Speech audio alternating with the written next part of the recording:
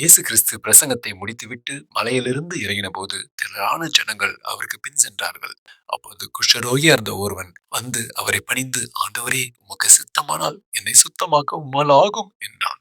அந்த வியாதியுடையவன் தீட்டுள்ளவனாக எண்ணப்படுவான். அவன் தனியே பாளையத்துக்கு புறம்பே குடியிருக்க வேண்டும் என்ற கட்டளை அந்நாட்களிலே விதிக்கப்பட்டிருந்தது.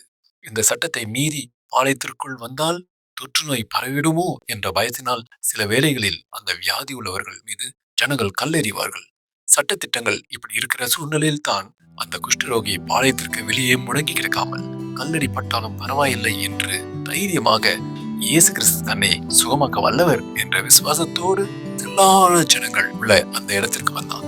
இயேசு தமது கையை நீட்டி அவனை தொட்டு, எனக்கு சித்தம் உண்டு, சுத்தமாக என்றார். உடனே குஷ்டரோகம் நீங்கி அவன் சுத்தமானான். அவனை தொட்ட ஆண்டவராக இயேசு கிறிஸ்துவிற்கு அந்த நோய் தொற்றிக் கொள்ளவில்லை. மாறாக தேவனுடைய சுகபலிக்கும் வல்லமை அந்த மனிதனை தொற்றிக் கொண்டதினால் அவன் பரிபூர்ணமாக சுகம் பெற்றான். இயேசு கிறிஸ்து பூமியில் வாழ்ந்தபோது அநேக பிணியாளிகளை சுகமாக்கினார்.